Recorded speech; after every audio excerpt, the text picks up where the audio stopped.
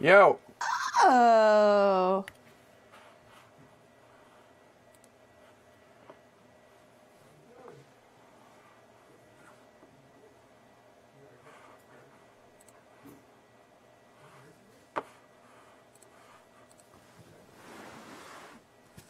We live yet?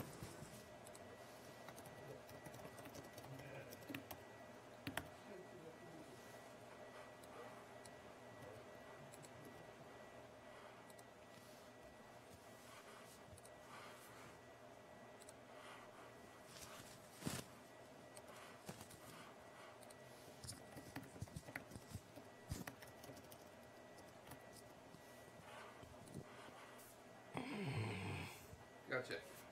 With the mic. No, I haven't. Oh. Yeah. Sorry. There you go. We need to swap battery. You should be fine. Thank you. Hi, Chad. Oh, hi. How's it going? Welcome to the internet. Thanks. Hi, Internet.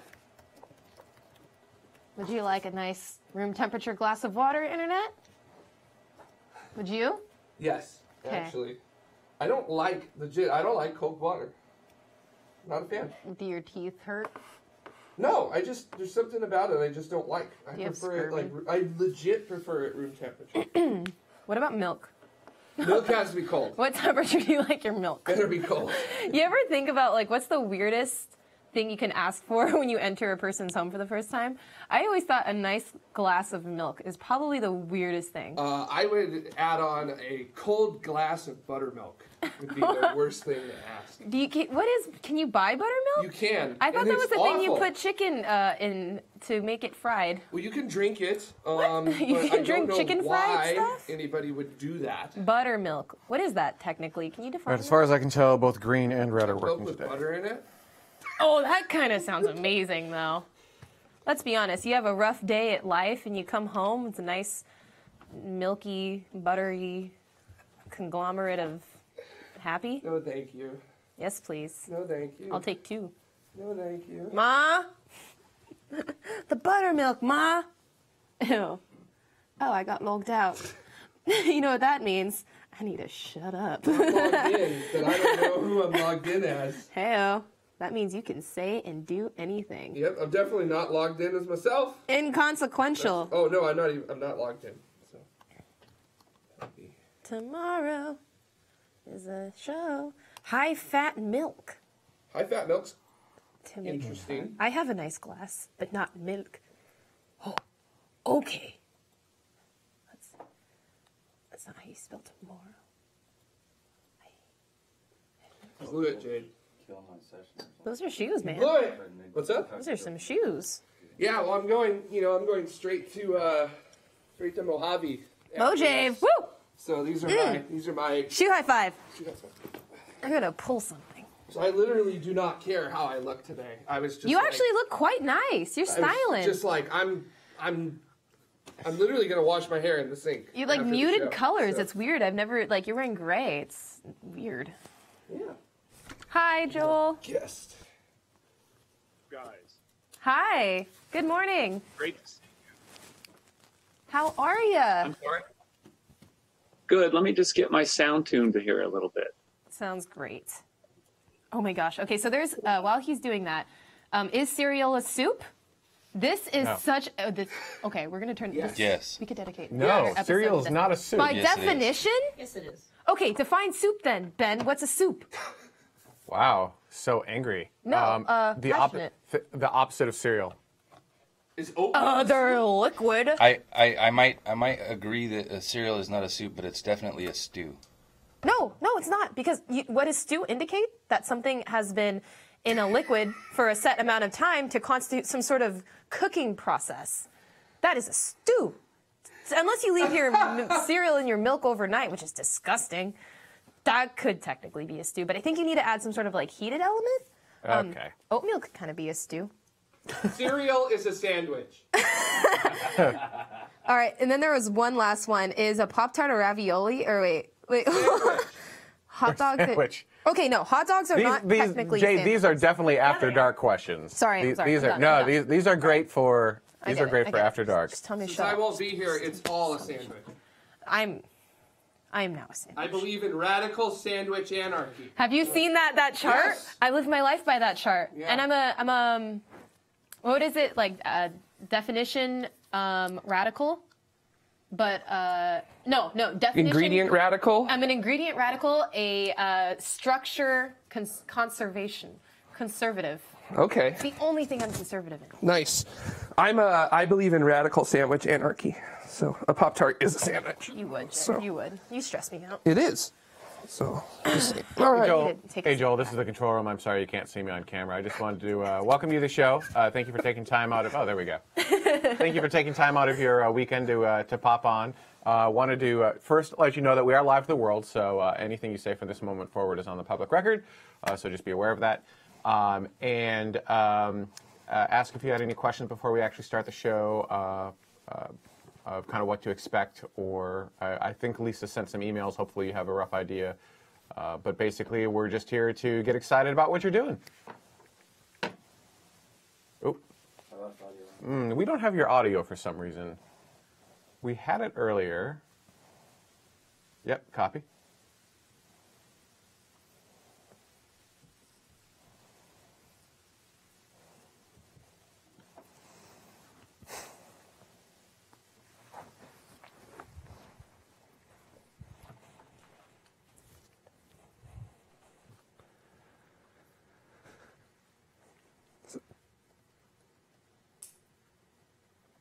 Do you need help, Jared? No, I'm good. It was just moving my belt for some reason. So, I thought you got it. That's why you got off camera, trying to avoid the awkward. yeah. It like grabbed my belt and then my belt slid. So I was Oh, like, no. oh, hey, what's up, belt? Water noises with Jared. Thank you. And where are you calling in from, Joel? I don't think we have. Oh. Nope. Just kidding. Why does this always still working happen on it. to me? I tried to compliment 2 different people on their shirts yesterday. Test. Oh, there we go. There he Good is. calm. Good calm. Okay, good. Hopefully that doesn't happen again. So I'm sorry. So as for Lisa should have sent over an email. Hopefully you have a good idea to what to expect. But we're kind of open for. We just want to get people inspired with what you guys are doing. We love stories that you might have. Where am I? Fantastic. So yeah, Okay. I mean, any great stories you have, just feel free to go into them and just like run with them if you want. I mean, we're here to get humanity excited about going to the stars. So that's kind of All right, the purpose that's behind the show. fantastic. Did you have any questions for us before we begin? Is it okay if I keep my earbuds in for yeah. sound? Yeah, absolutely. It's actually preferred. Yeah. Cool. Okay. All right, good. I think we should be good to go then. Great. We're about 5 minutes out, so the show is, we do it live. We have community participation, so hello, community. Hi, community. And they can ask their own questions, and we can bring them up. I don't have anything. Sure you go. Jared, Taurus is telling me to tell you, open chat in private/incognito mode. Don't mess with changing the nickname, and I will get it figured out. All right. Jade, can you shut? And then just to make sure I'm pronouncing your name correctly, it's Joel Sersel? Cercel is how we normally pronounce the name. Okay, that was going to be my second guess. Thank you. Okay. Where are you calling in from, by the way? So I'm here in my home office in Lakeview Terrace, California, which is near Burbank. Oh, well, you're down the street, basically. Yeah. Oh, maybe I should have come by. Where are you guys? We're in Anaheim. Sunny old Anaheim, California. Oh, okay. Very nice. Your set looks great. Oh, thanks. I built it myself. Oh, me. I love how that's the default answer of everyone now. I'm a regular Tim Allen.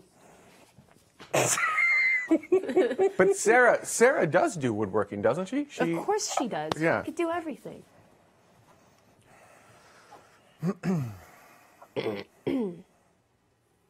So where'd you get your JPL shirt? Is that from, did you visit JPL to get that? Oh or? my gosh, I can't remember the name of the company. Oh, what are they called? What are they called? JPL? No, it's not it's not from JPL. It's the same company I got my my NACA shirt from. Oh. Like vintage something or Yeah, like it's like vintage tees or man, I can't remember. Oh, If you want to look at Ben, if you want to look at my tag, You know I do. so Give me a second here, Jared. Let me. I have to Yeah, make you I beautiful worked first. at JPL for 14 years. It's a pretty cool place. nice. What'd you do Yes. at the JPL, at the laboratory? Oh, I did all kinds of things. I headed up NASA's Advanced Space Propulsion Program, Oh. Yowza. and I started a program called NSTAR, which was the first deep space application of ion propulsion. Nice. Oh, So you did wow. work And, on the Hank ins- Player? Say again? I'm sorry, it says Hank Player. yeah, Hank Player sounds about right. So you did you probably did work on Deep Space One then, right? Yeah, NSTAR Nice. was the ion propulsion system on Deep Space One, and I was the team leader for the ion propulsion system That is so cool. and the solar array. Nice. And then that same NSTAR propulsion system went on the Dawn spacecraft, which went to Vesta and Ceres. So it recently completed its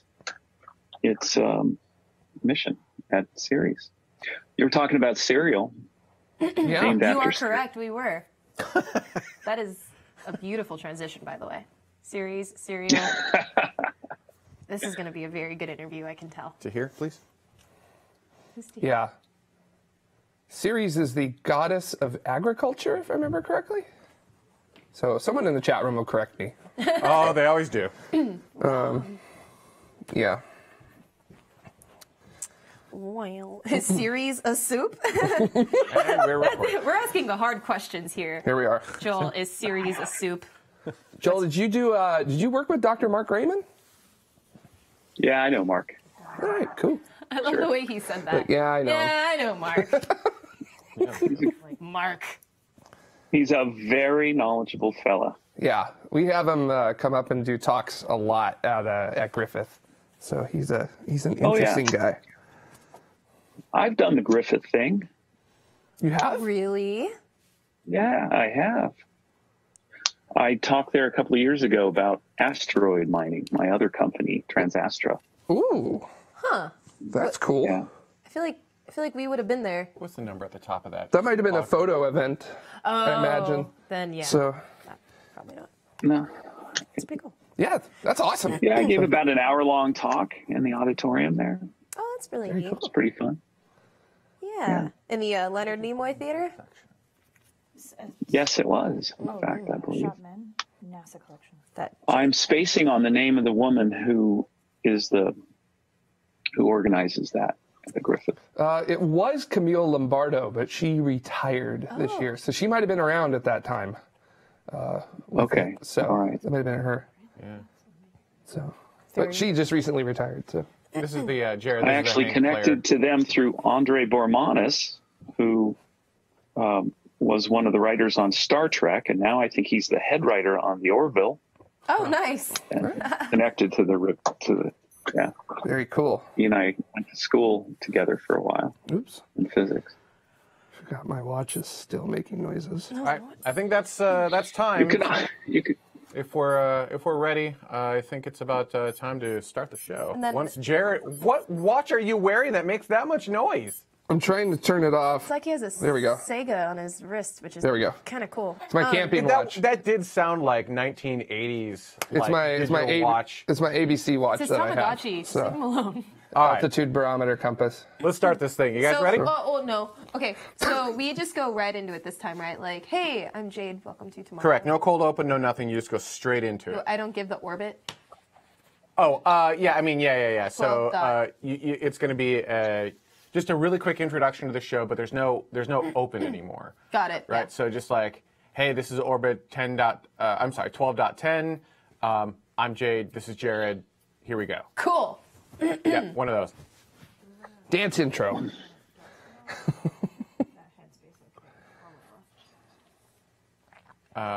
Yeah.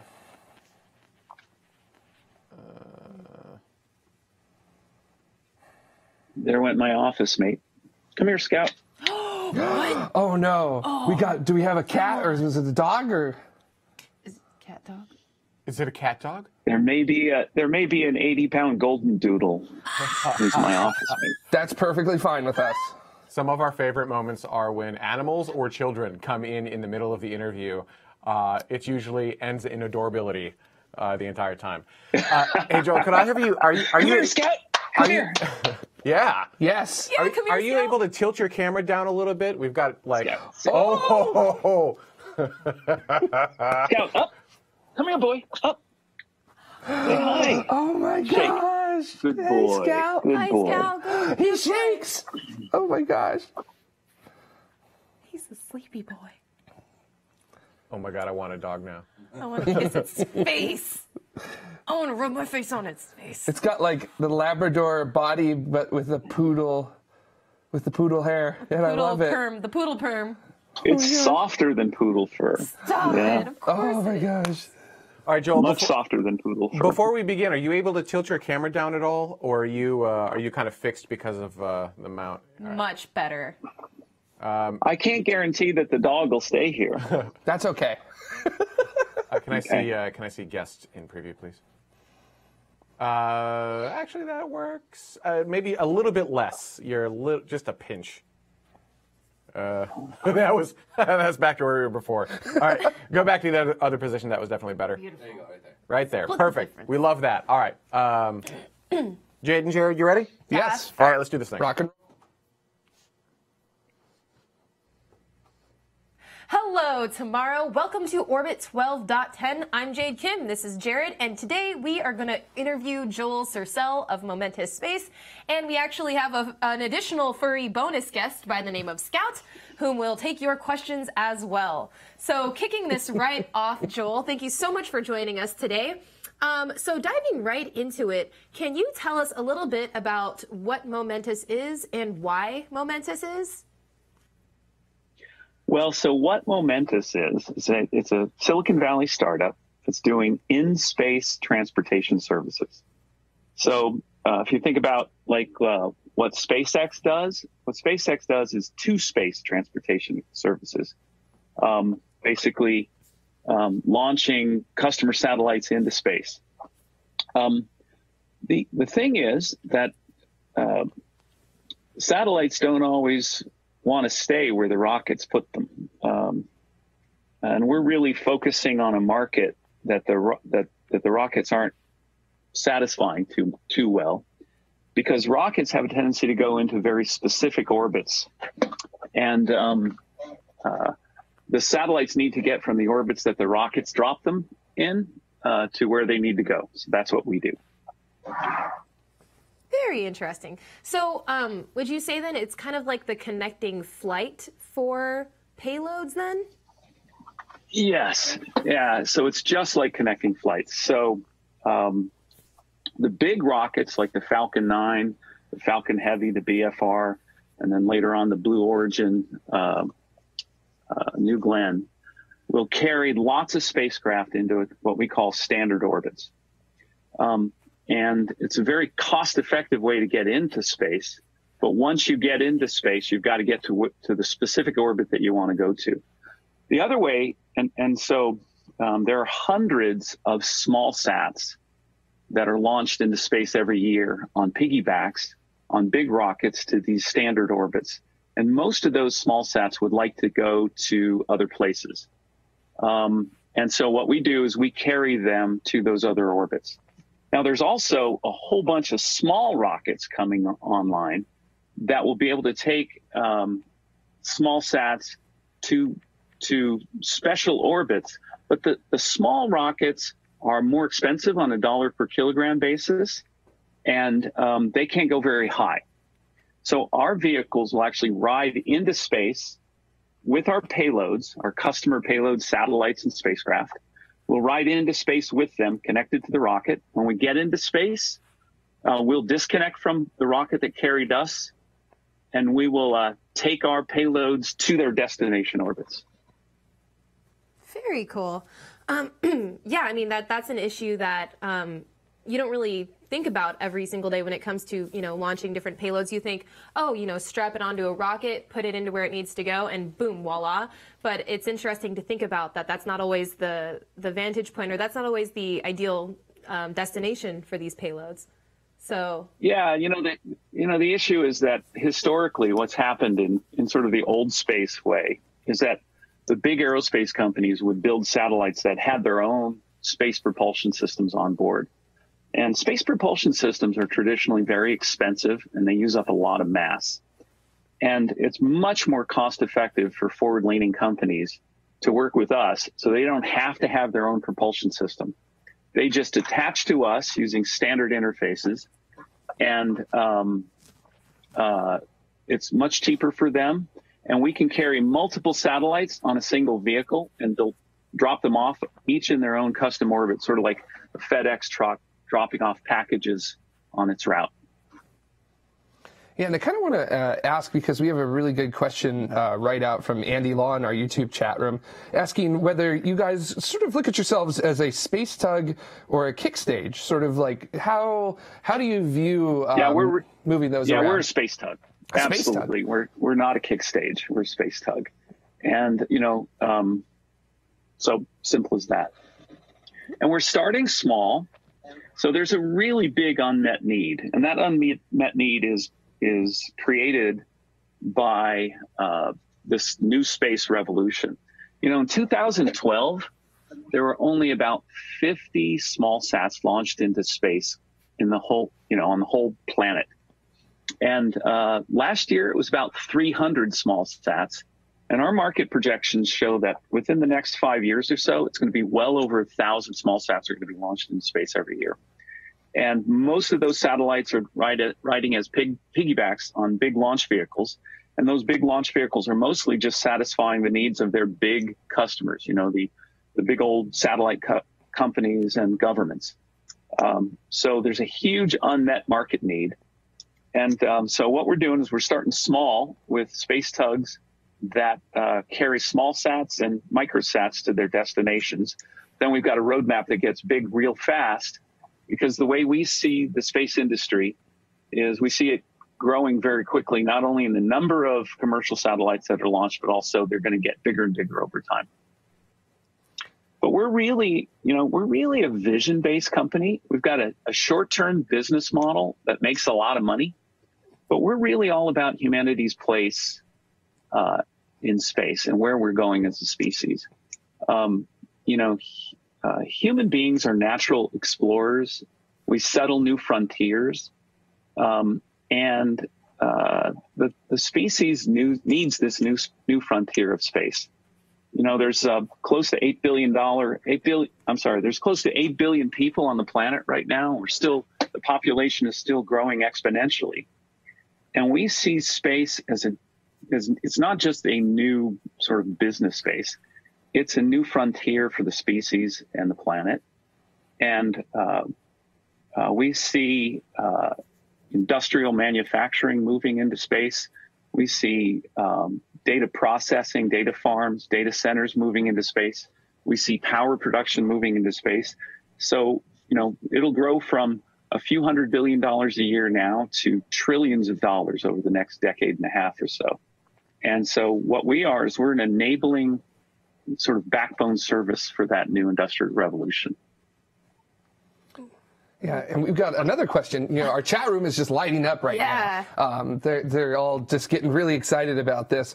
And Rebel is asking, what size payloads are we talking about, and how much is the deployer in weight? So, what kind of size spacecraft are you talking? Because small sats, they could be anything from like little CubeSats up to maybe a couple 100 kilograms, something like that. Yeah, so our first service is called Vigoride. It'll go into service early next year. And it can handle payloads up to about 250 kilograms, which can be collections of dozens of microsats, which are CubeSat-sized spacecraft, or it can carry a single 250 kilogram small sat. Vigoride will be for operation mostly in low Earth orbit, carrying small sats, microsats, CubeSats to their destination orbits. But very quickly after that, we start to grow rapidly. So Vigoride will evolve into Vigoride Extended late next year. And Vigoride Extended will have a delta V capability of 6 kilometers per second. So delta V is how we measure in space, how fast you can go. But in space, that translates into what orbit you can get to. And if you get into low Earth orbit and then you've got a delta V capability of 6 kilometers per second, it means you can go basically anywhere. You can go anywhere in Earth orbit. You can go to lunar orbit. You can go to near Earth asteroids, and you can go to trans-Mars injection. So Vigoride Extended increases the payload capacity a little bit to about 300 kilograms. But then it makes it so we can carry customers anywhere. Then after Vigoride Extended, we're going to grow to larger and larger systems. And our first really big system is Arteride. It's designed for satellites up to a few thousand kilograms. And after that, we go big with Fervoride, which is really big satellites, up to 10,000 kilograms LEO to GEO. So 6 kilometers per second of delta V. That is, that's tremendous. That's a lot. How do you guys pull that off? Well, so we have a proprietary propulsion technology. We talk about the fact that it's based on microwave electrothermal rockets, which use microwave radiation, the same kind of stuff that heats food in your microwave oven.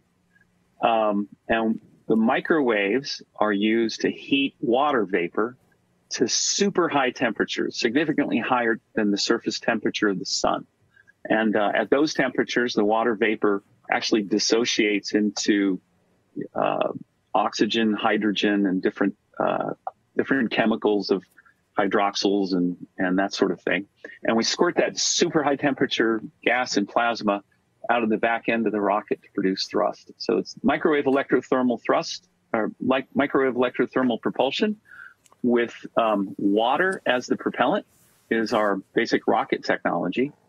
And then we've got a whole bunch of secret sauce in how the spacecraft is designed and how we do our missions that takes special advantage of water. Is an amazing substance. It's in terms of its thermodynamics and its properties. And so we take advantage of that in really cool ways to really have a revolutionary capability with these vehicles.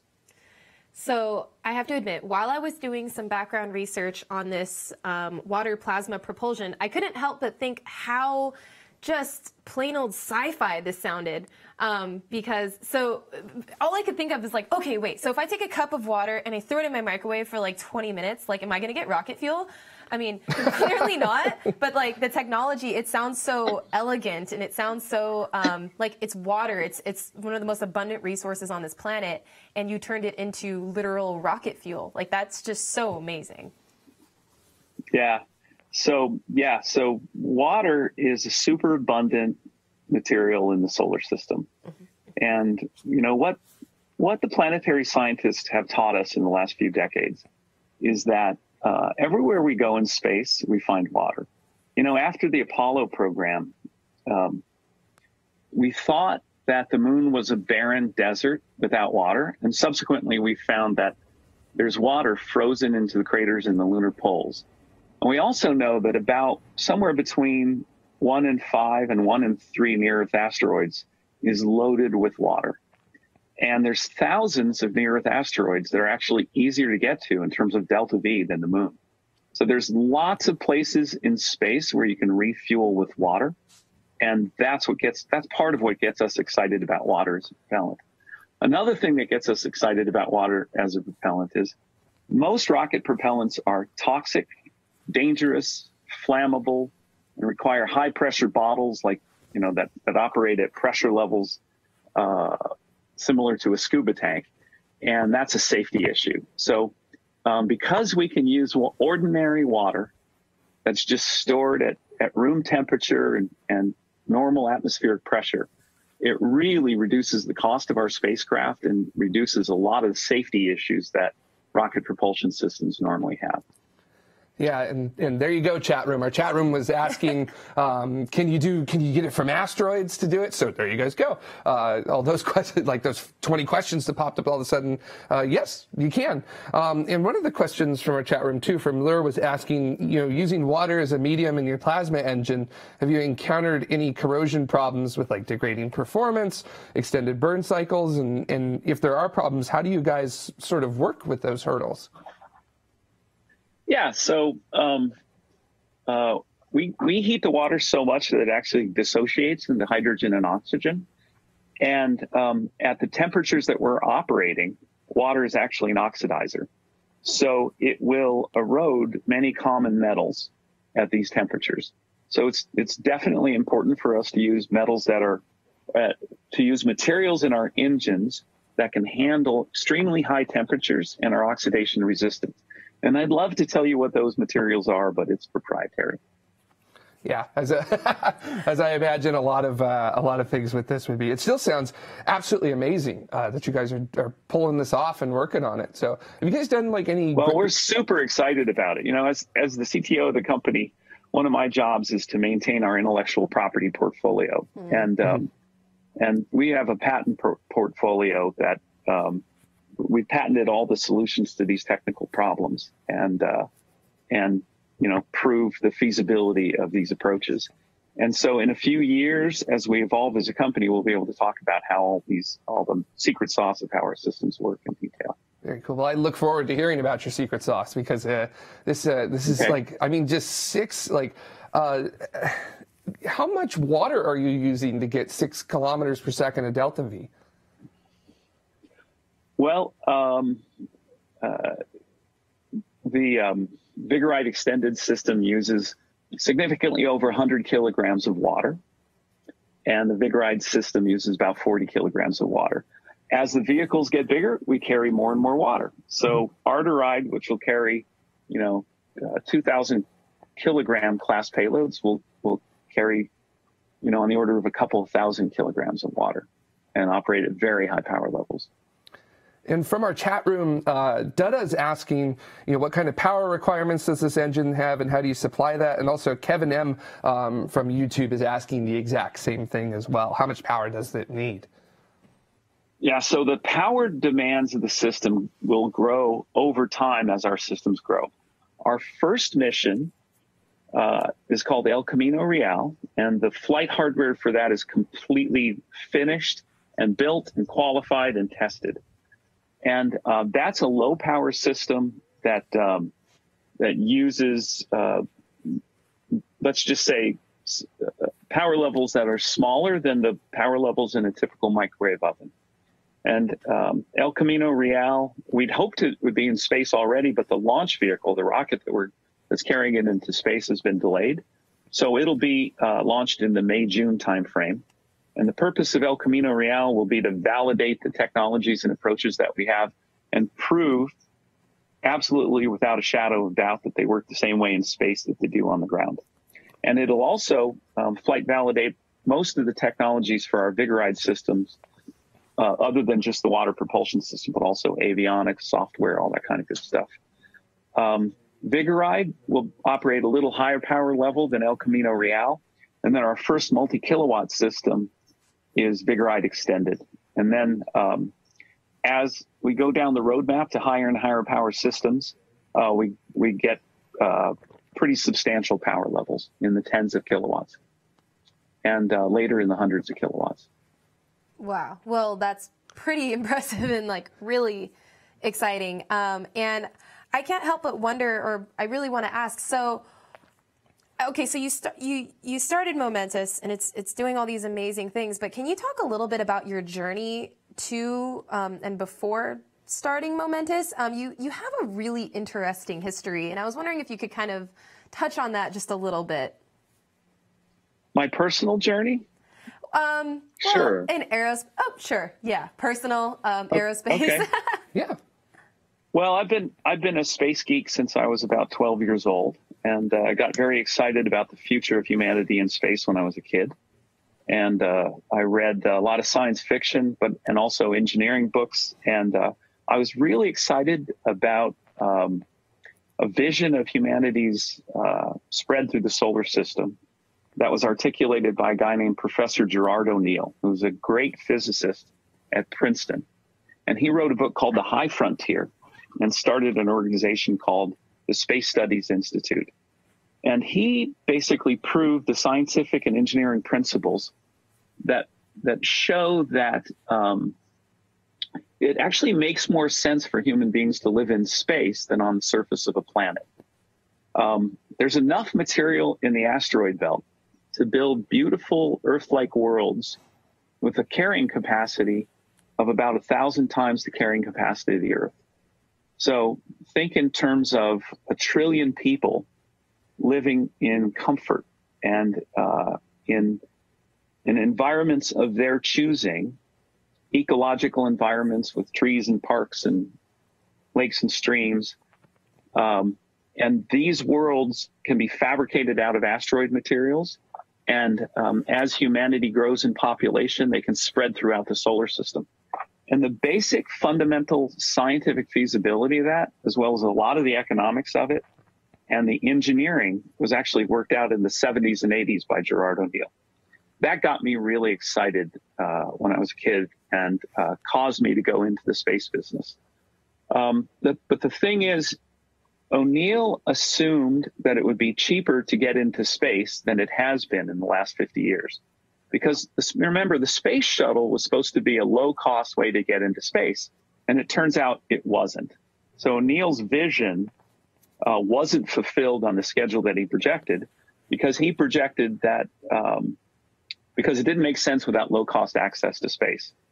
So what got exciting in the last several years is that it really does look like SpaceX and Blue Origin and some other companies are going to build commercial systems that really fulfill the original vision of the space shuttle for low cost, easily reusable vehicles that go into space. That's what's really exciting. Anyway, so as a kid, I got excited in space. I did my undergraduate degree in engineering physics, so I'm really kind of a physicist. And then I went to work for JPL in the early 1980s, and I immediately got involved in advanced space propulsion there. So, and over the time of my career at JPL, I took over NASA's Advanced Propulsion Research Program, so I led that up. And then I became the program manager at JPL for all the spacecraft technology at JPL. And while I was working at JPL, I did my PhD at Caltech in mechanical engineering and in applied plasma physics for space propulsion. And that was cool, and I enjoyed it. But space was moving a little slow in those days. So in the early 00s, I left JPL and went to work full-time as a researcher at Caltech and started my first company, ICS Associates, which was a consulting contract engineering company. And I had a client at ICS Associates that asked me to review what SpaceX was doing and recommend whether that client should buy a rocket from SpaceX. So at that time, I had a chance to really roll up my sleeves and work with the SpaceX team and see how their rockets were working. And my recommendation to the client was, yes, you should buy their rockets. And boy, is this exciting, because they're going to have low-cost reusable rockets in just a matter of a few years. And so in about 2011, I realized that space was going to get exciting the way Gerard O'Neill saw it. And I thought, that's awesome. What's the most important thing I could be working on that would help humanity's future in space? So I started Transastra, which is a company that's developing the technology to mine rocket propellant and water from asteroids. And this brilliant investor and physicist named Mikhail Kokorich, who is a Russian expatriate living here in the United States, co-invested with NASA in Transastra because he saw the potential of asteroid mining to really create a fantastic new vision for humanity and an awesome opportunity so that we could build factories and hotels and settlements in space. And Mike and I were working together on, that's really cool, and the technology that Transastra is developing is really cool. But what do we could do in the near term to help this happen? As a venture that is highly investable by the investment community and can really help today's businesses grow and flourish faster. And that's where the idea of Momentus came from. And that's where the idea of water plasma rockets came from. And then he's just, he sees how businesses can be formed and create whole new business areas.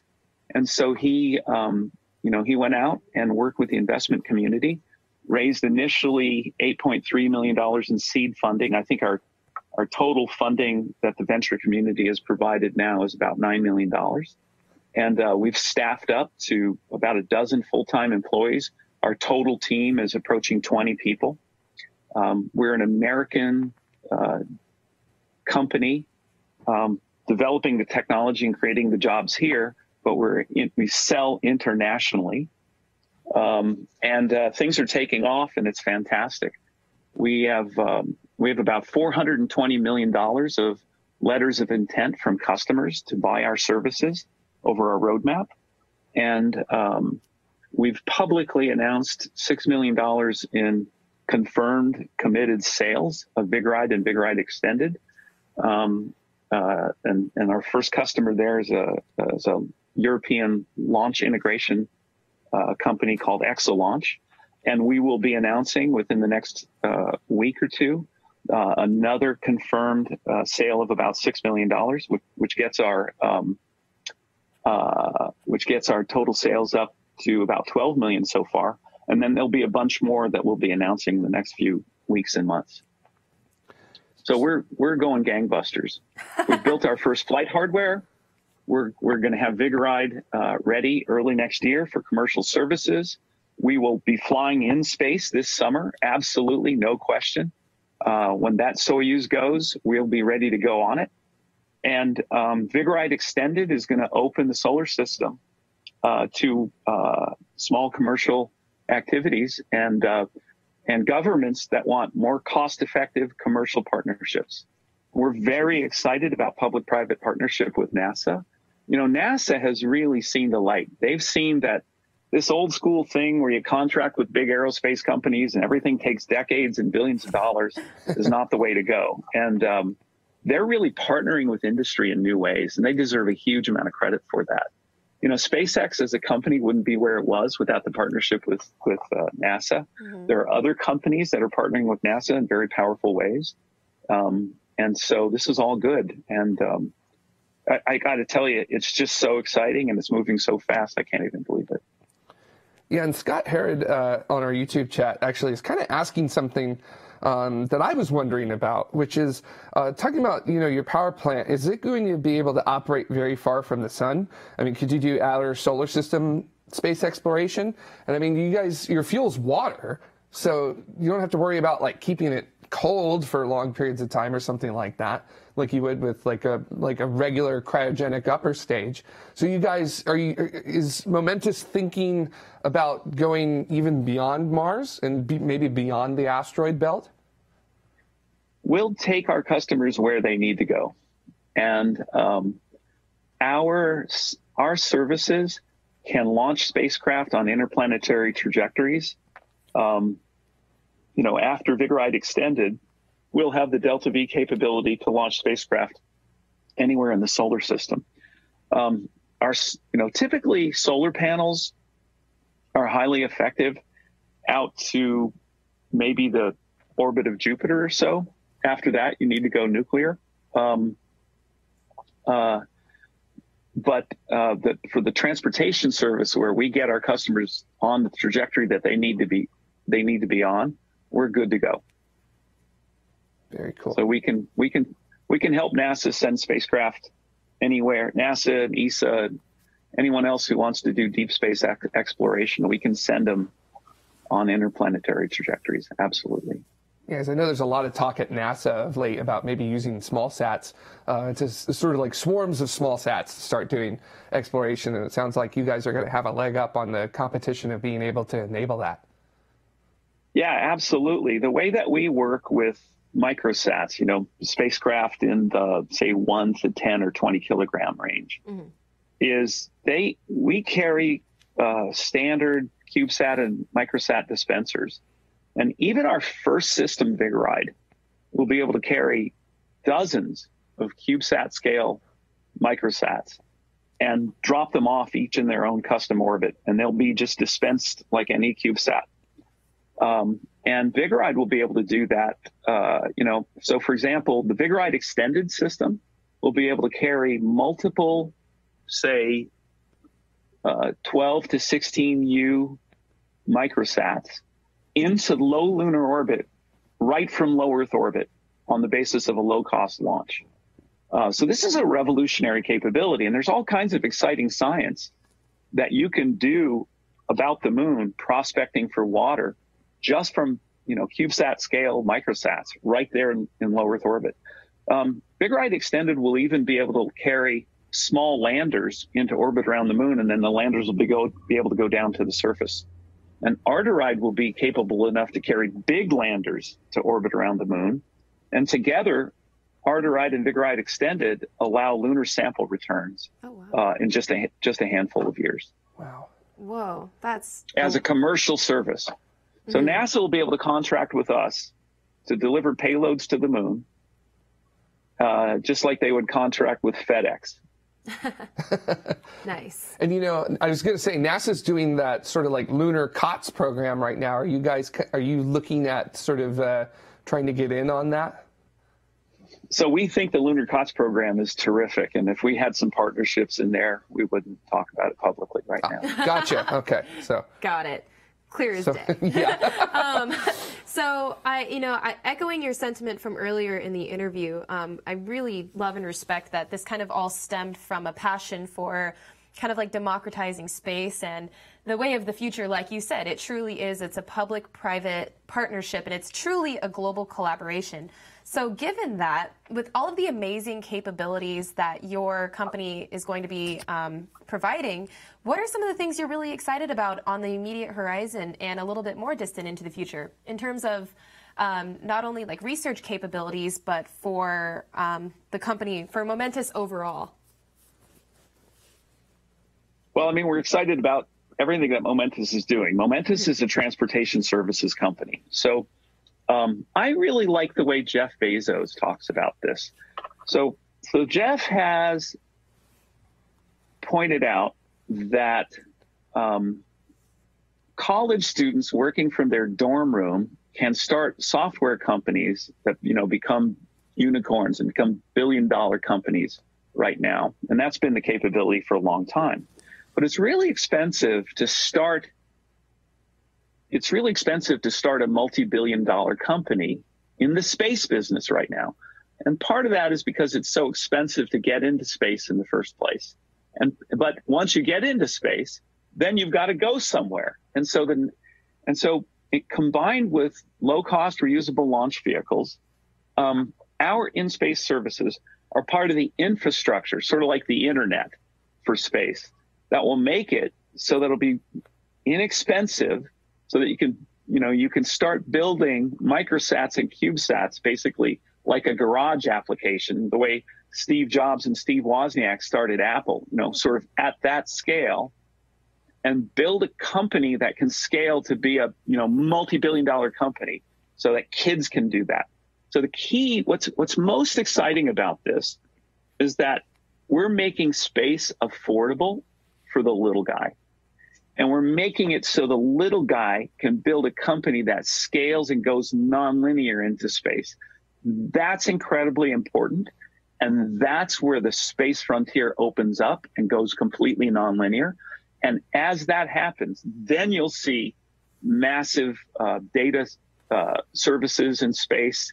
You'll see power stations in space. You'll see space tourism. You'll see dozens and dozens of other types of businesses starting in space that will then launch humanity into space. So I literally can't think of anything more exciting than this. Momentous is a very practical, near-term, company with a business plan that gets to, large cash flow and profit early. But we also have a very strong vision for the future. And, this is so much more important than a business. Let me just put this in context. So the way that I like to put it is, in the last 5 billion years on Earth, there have been 4 or 5 important events. The first event was, a couple of billion years ago, the first life emerged on Earth. That's beyond historical. I'm talking about events that are more important than history, right? So life occurs. That's a big deal. And then, a fraction of a billion years ago, the first eukaryotic life, like that has the type of cells that we have, emerged. That's a big deal because now life could become complex and diversified. Okay. And then a few 100 million years ago, the first animals walked on land. And then that's a big deal. Okay. And then a few million years ago, the first really intelligent animals started to develop stone tools and conquer fire. And that was a big deal.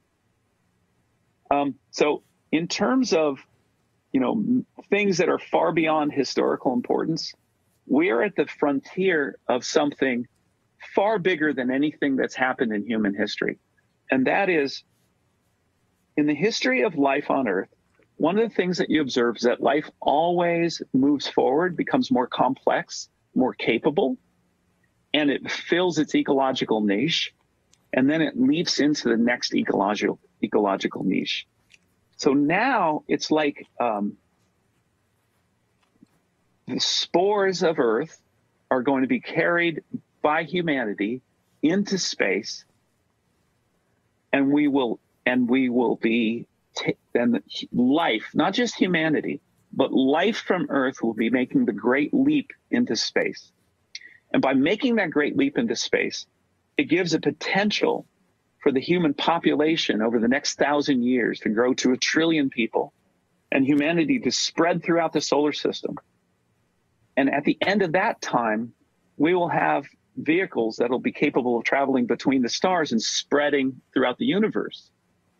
So what we can see is a vision of life from Earth having unlimited potential, immortal in its scope, the ability to expand and learn in a dynamic way.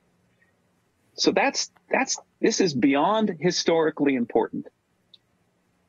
Now that vision is very important because what it tells every human being on the Earth is that there are no limits to growth, and that your children and their children and their children can all have better and better lives with unlimited potential to develop their minds and explore intellectually, emotionally, culturally. And that positive energy will energize people to do better in everything they do and create an even more positive spirit here on the Earth. So, in a very deep sense, Momentous is a company that has a vision of humanity equipped with everything it needs to travel throughout the solar system to expand and grow. Our mission is to make that happen. So there's nothing more exciting than this. End of statement. There's nothing more exciting than the space adventure that Momentous is part of. Goodness. Well, you've certainly sold us. That was captivating, to say the least. So where can our audience go to find more information and more news about Momentous and all of the amazing things it's going to be pursuing? So we have a nice website that people really, that we get a lot of positive feedback on the website. So I'd recommend that people go to www.momentous.space. We're not .com, we're .space. And Momentous it's spelled like the word momentous, except the last 3 letters are TUS. So momentous.space. And there you can see a video that shows the near-term vision for the company. And you can read blogs about our company strategy, our team, and that sort of thing. And soon we'll have a really cool tool that you'll be able to go to that website and you'll be able to, it'll be like Expedia for in-space rides. You'll be able to pick what orbit you want to go from, what orbit you want to go to. And, there's our video playing. That's cool. So, then we're also, active on social media and LinkedIn and Twitter and that sort of thing. And, so check it out. Well, thank you very much. Well, Joel, thank you so much for joining us today and teaching us all about Momentous and this incredible technology, water plasma propulsion. I still can't believe I'm saying that out loud. So I know we're all really excited to see the capabilities and to see all of the fantastic things getting launched into space and into new places, new destinations.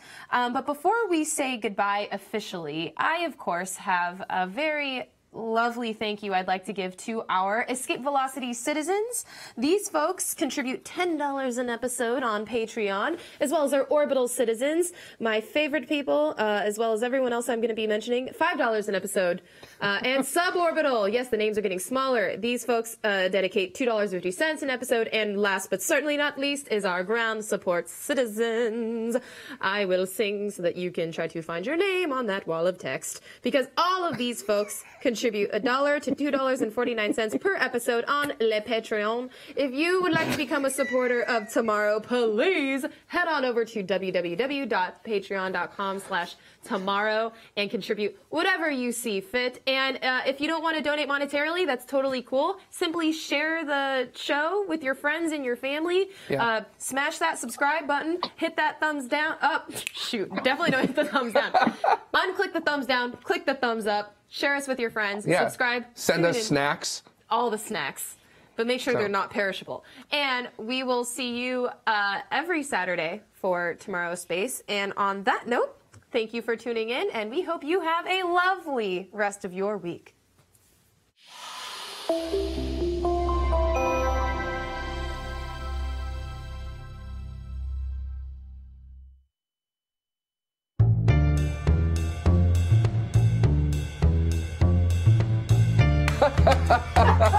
The queen of awkward.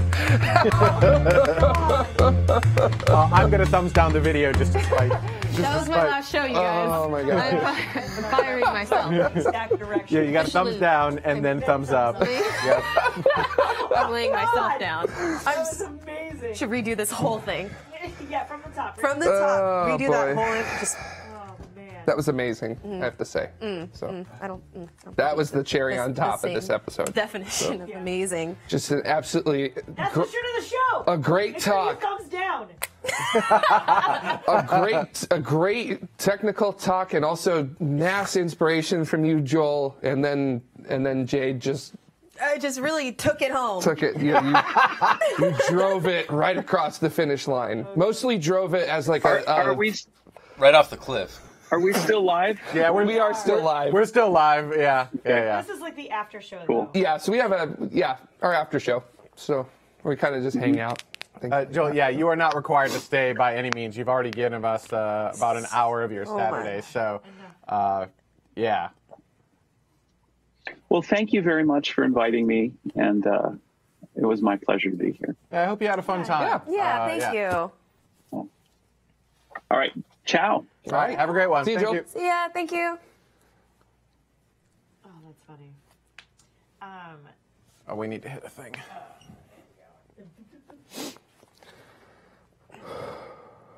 And here we are, Yes, here he is. live to you from Anaheim, California. Oh, somebody wanted him to stay and tell stories.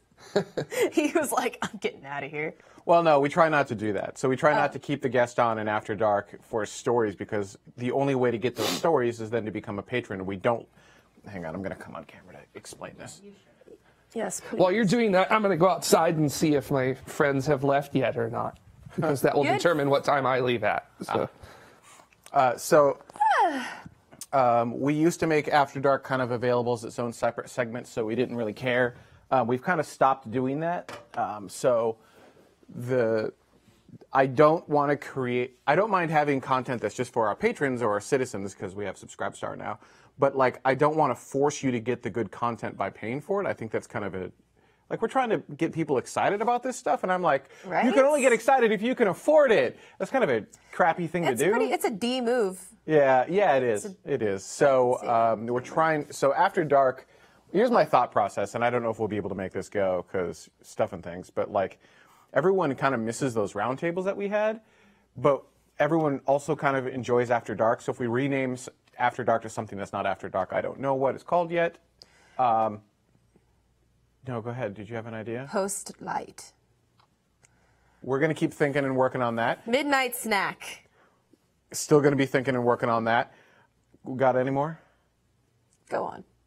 So the idea is we would potentially actually release After Dark, not as an interview segment, but kind of as a, just us nerding out and talking about some space topics that is quasi.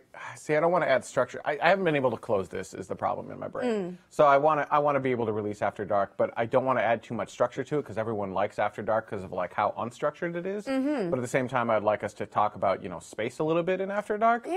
But sometimes we don't do that. Sometimes we talk about like, is cereal a soup? Well, if we're gonna hop on that train. I have returned. Hello. So, did we determine if cereal's a soup? Did I turn this on or not? Well, to be honest, it's not so much a. How do we define a soup? Well, I guess. okay. So first of all, exactly. If we need to take this This is serious from the stuff. beginning. Yeah. We need to start with definitions and an agreed upon universal definition of whether it's a sandwich or a soup. First of all, we need to find some common ground. So we have somewhere to lift off from. Look, Sure. space. There you go, lift off. So that being see what you said, did there. there's different schools of thinking when it comes to the philosophy of these different snacks. So for instance, sandwiches. You can be a structural purist, which would mean a sandwich is literally anything between two pieces of something. So if I take a puppy and I sandwich it between two large dictionaries, It's a dictionary puppy sandwich. sandwich. Yep. Sounds delicious. It's a Put some web- hot sauce on that. We should not be eating puppies. Did Well, I speak say for it was yourself. For consumption? Wow. All right, and then okay, so can we agree that a sandwich is any object between two other objects, and technically anything's edible at least once. So we got that on the table. So you do that. Can we agree on that? Sure. All right. I mean, Oh that my seems a bit gosh, that excessive, was- but all right. No, Yeah. no, no, All right. because All right. Same thing. This is rather morbid. But, okay, so let's. Oh, let's this is define- getting even better. Okay. Okay. So, for instance, in terms of defining something, a shoe. What is a shoe? A shoe is anything you could slip your foot into and ideally maybe mobilize, walk around in. Sure. So technically, like a carcass could be a shoe if you have a couple of them and you strap them to your feet. Okay, you got carcass shoes. Like, hopefully, I don't have to do that this weekend. I mean, so Maybe it's you not might. beyond you the might. scope of statistically realistic- speaking, Statistically speaking, Exactly. it's in. So- But it's not a zero. It's not zero. there is no such probability. thing as a zero probability of I like- anything. there- That's a beautiful. I think. It's a beautiful statement. I don't know. So okay, so we agree what a sandwich is. I think Can we agree on that? I think we agree on what a sandwich is, although I feel like that's a bit excessive. There should be additional layers of restriction. But I'm trying to get to its purest. But I understand what open-faced sandwiches call that definition. But what do you into do with question. an open-faced sandwich? Do you eat it open-faced? Because, sir, Yeah. Oh, yeah. Now we've got. Yeah. So Jade is wrong. Open Okay, but how do you eat Oh, it's that? open-faced, not open sandwiches. The sandwich is closed. But is it's it- shoe is soup. Is shoe is soup. Jade is practicing open source sandwich. Open Yes. source. A shoe is I a need soup. to know. All right, well, hold Oh, that's on. a great avatar. Skip Transit. The little A soup doctor. is a shoe. You could have soup shoes. Look. All right, hold on. I'm getting a little worked up here. Okay, so hold on. All right, so back to the open-faced sandwich.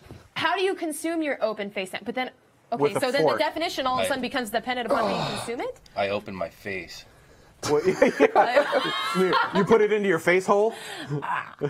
Well, no, but you generally would consume an open-faced sandwich with a fork, not with your I've never hands. eaten an open-faced sandwich. Well, you before. generally They don't look want to do it with messy your and hands gross. because they're messy. No, you just use a fork. Well, that's your first mistake. You ate an Well, open-faced you know, we sandwich. found out today A that tostada is an open face sandwich, and you can consume that by picking it up and eating it. No, because there's no second thing that could ideally go on top. A tostada is just, it's the floor. If you There's cut- no ceiling. Yeah, but if you cut a French roll in half and open it up and then put steak inside of it, it's still an open-faced sandwich, but it's still one piece open in the back. this is a good Are you question. talking Is about like a hot dog? Prodigal Son wants to know: is taco an open-faced sandwich? So by the way, No, No. taco is not. No, it's not. It's a sandwich. Taco It's is a sandwich because, because you folded, it's you folded on it over. either side. That's But a correct. Yeah. tostada uses the same base, it's just not folded in half. No, So it's an no, no, open-faced no. sandwich. So a hot dog.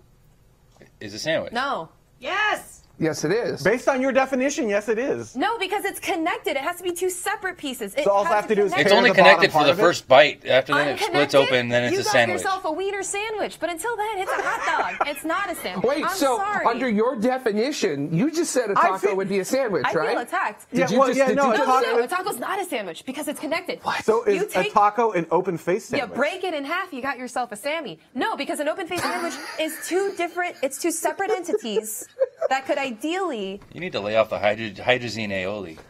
That sounds delicious. I feel like your I will own not lay definitions off. are breaking down here. No, they're not. No, Yeah, you're no, they actually- are. They are definitely are. Okay. Is a Pop-Tart a sandwich? No. Also, by the way, Because it's closed. Yes. I'm kind of enjoying Sealed. having Yes, the it chat is. room on the screen and us just talking about stuff. If we could turn this into an actual show, what does the What the F does Subway say? Garbage. So, first of all, garbage. Hot Carrie dogs. Hot dogs. was Apparently. frantically pointing to the screen from. Oh, hang on. Let me. Is a hamburger a Oh sandwich? shit, you're right because their bread starts out connected. You Guys, blew I need a it. minute. Hold I'm on. just saying that your own definition Look, is not look, holding Jay. up here. I'm not above being corrected. Tomorrow. I can Carry admit, on, I win. I can admit when maybe I was a little too Strict. passionate about a certain stance. And you know how one gets when all of a sudden they believe in one thing so fervently their whole life, and then the paradigm shifts. there needs to be and music there's no behind ground this. from beneath me. Sarah McLachlan. I am willing to shift my beliefs on the definition of sandwich. Hank Sommer wants to know. Get outta Is here. a hot dog a calzone? Stop. No. A calzone's a calzone. No. Stop. If anything, purely LOL. A Pop-Tart's a calzone. A Pop-Tart's a calzone. For sure. This is important space-based stuff. Well, Carrie Ann, if anybody had to correct me, I'm so effing glad it was you, because I wouldn't be able to like sleep at night if Ben came up with that. Right? yeah, I no would have kidding. just I wouldn't be checked able to out either. now. I would So, just- Yeah. so what is It's over. it? What is a corn dog? A sandwich. Well, no, it's like surrounded. I mean, there's no. It's a sandwich. It's closer to a calzone Is it? than Is a it? Wait, sandwich. hang on.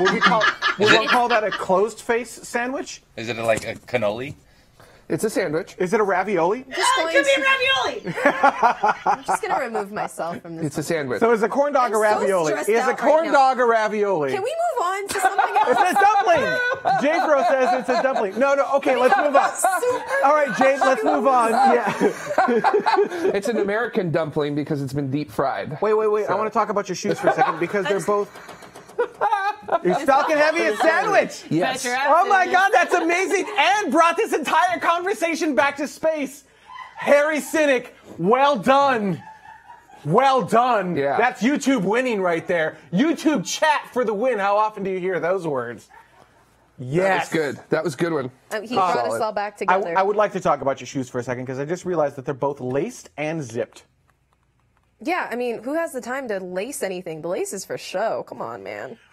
Yeah, I was gonna say I'm a woman on the go. my orange Air Force Ones have laces, and then there's like dual zippers in the back, and I never tie Those them. things I are just ridiculous, put it in. Jared. That's- You and I realize pull how them up. ridiculous those shoes are, right? That's what I love about them. That's a ripcord though. for ejection. Exactly. You know, like when I get home at night and I'm getting ready to take off my shoes, I just go.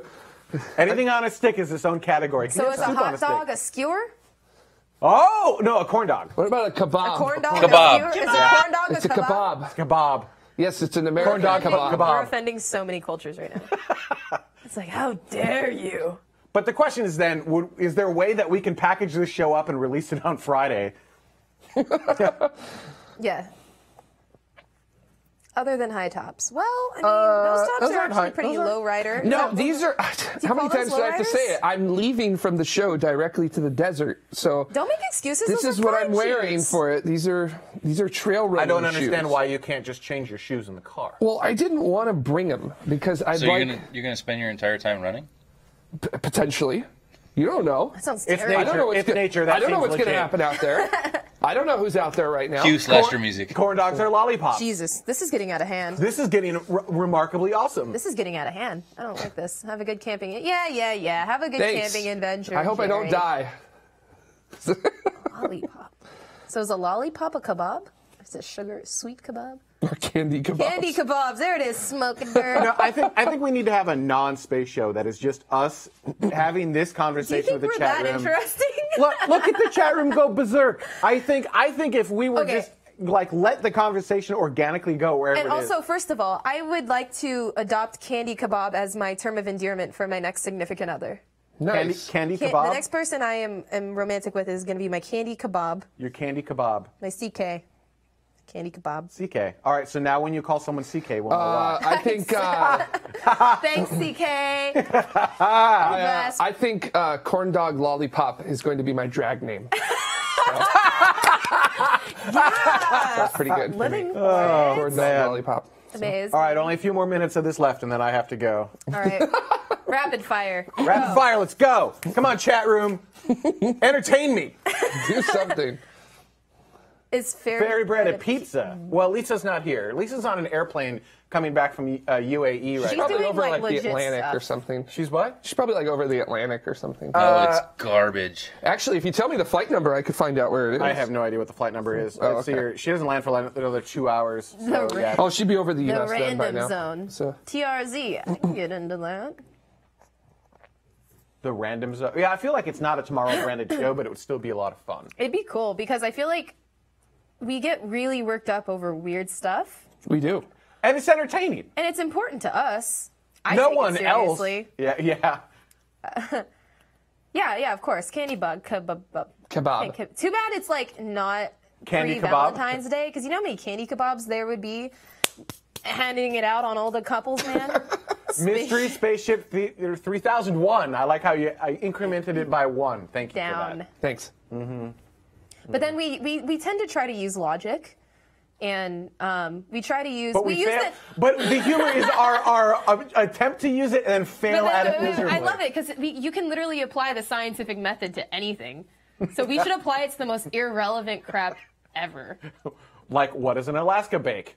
That sounds delicious. Tacos make ribs obsolete. Oh! I didn't know this was a contest. Now it is. Because that will Now it totally is. turn tomorrow into something Nice. that you don't want it to be. The random zone is a type. Oh, maybe. After Maybe. dark.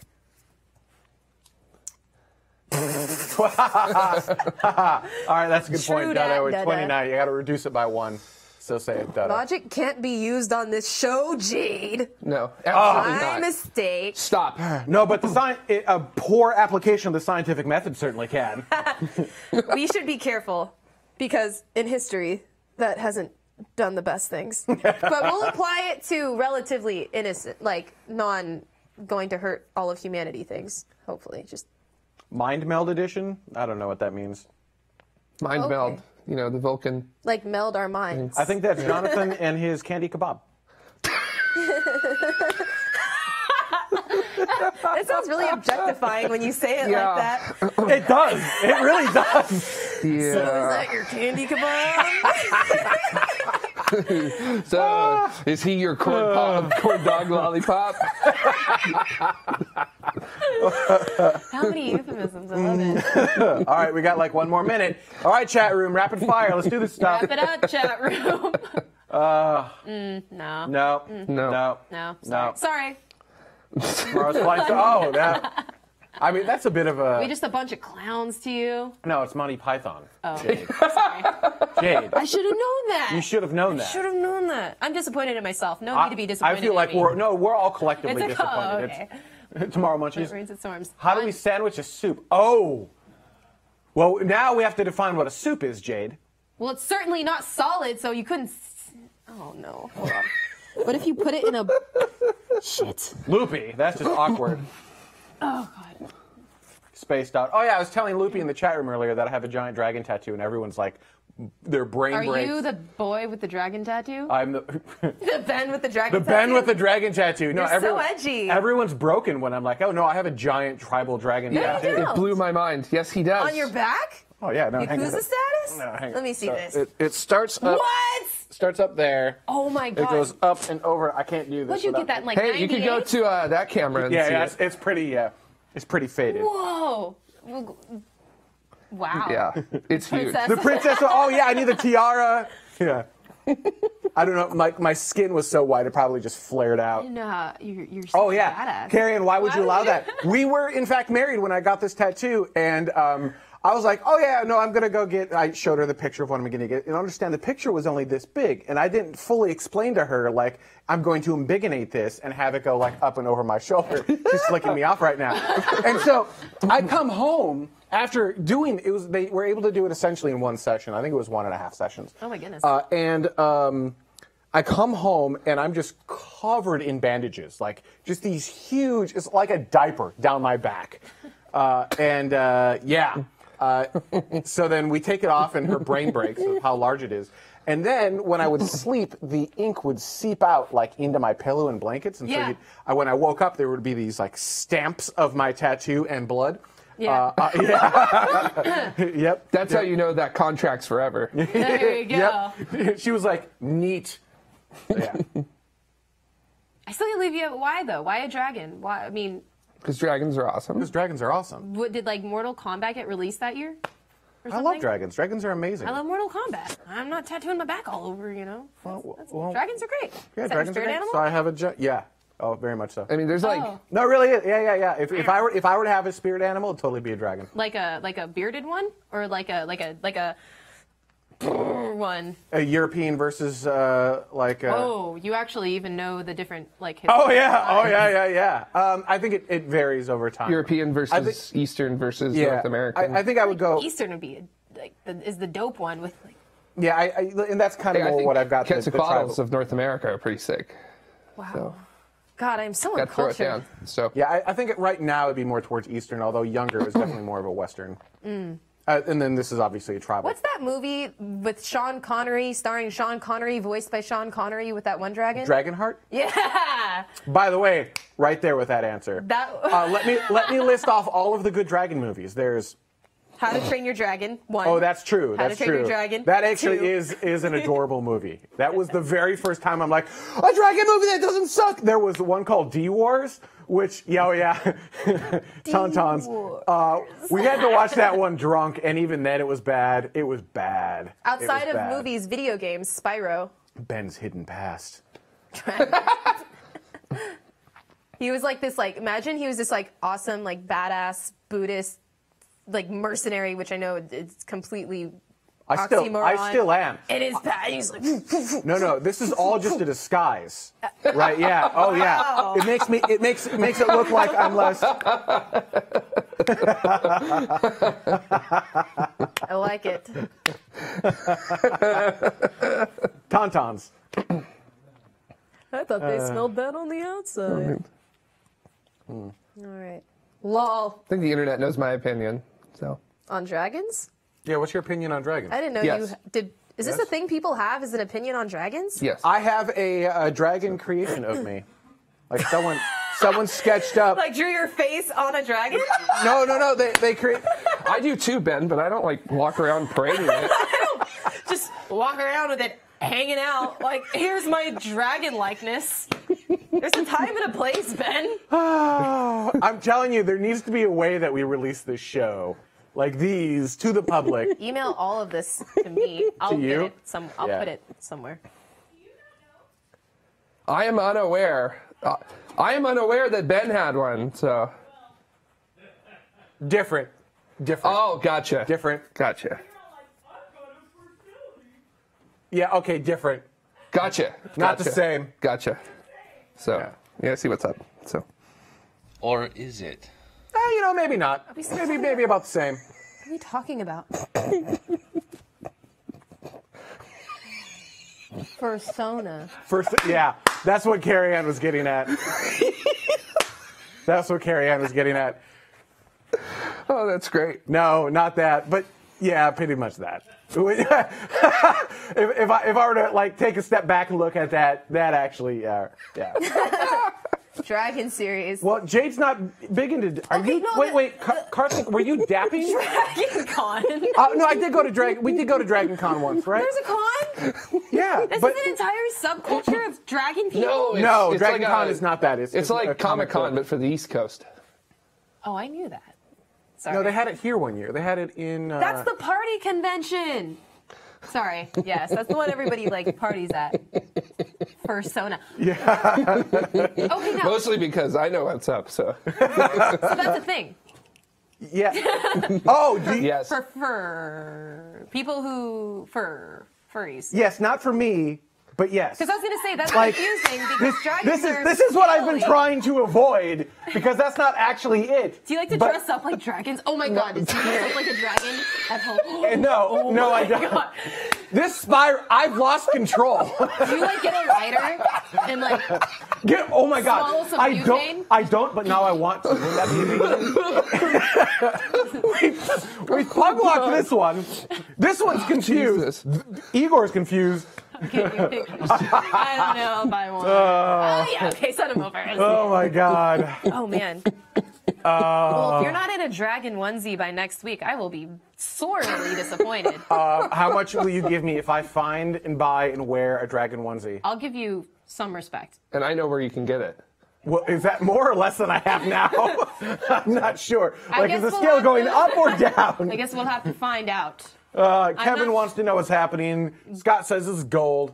Actually, I would always go towards platinum. How did I lose control of my own show? That's what I want to know. Did And you I did it ever to really myself. have That's the control? weird thing. That happened years ago. At the next Dragon Con, someone has to dress up as a spaceship. That would be kind of awesome. I didn't realize that we flipped the image, but I forgot to flip the text. Oh, God. Oh, God. Sure, there's a market for that. Yeah. I'm just gonna sit over here and not say anything. No, you're just going to giggle incessantly. Yeah. Mm-hmm. So. All right, are we done? Are we done? On that note, I have to go. Someone's spiking oxygen. That's Oh a my good one. gosh. Yeah, true. Not untrue. Not untrue. Deep space. deep space. What was the Saturday Night Live sketch? Deep Thoughts with Jack Handy. Oh, that's old. That's old. Yeah, That I'm is old. but Jake. it's also You like are. That's still okay. funny. What about And like now all- Deep Space. Well, here's something a little more with Benny relatable A. for me. All that they had. Imagine Stop Dragons. it! No, that subpar band. Okay. I like Imagine Dragons. Of What's course wrong with you you? do. It's not the name. I mean, yeah, the name, but bad. yeah. Like I'm not gonna go to their bad. concert, They're not but like great. Yeah, they're pretty like safe. They're like Yeah, I they're like wouldn't go to- I wouldn't- saltine crackers. Yeah, I wouldn't go to a concert. I'm not gonna go out of my way to buy saltines, but if I have a tummy ache and somebody offers me them, all right, I guess I'll eat some. So do you listen to Imagine Dragons when you have a tummy ache then? Like if you're sick, Maybe. is that like one of your comfort musics? There's one song they have. Do they sing "I'm on top of the world"? I'm on top of the world. I don't- See, the one don't song they know. have that's decently Careful, good is the one that algorithm. nobody knows. That's okay. I'm not that good at singing. It's one of the. Oh, that's not. You should make this a Patreon tier. You and dragon photos. You know what? Oh my god! You know how much money we get? Oh, is that Walk the Moon? See, they all sound the same to me. They do sound the same. That's why I couldn't answer your question. Yeah. All right. Careful, the algorithm. All right, we done? We done? Anyways. Yeah, I think We're done? good. All right. Thanks, everyone. See you next week. Bye.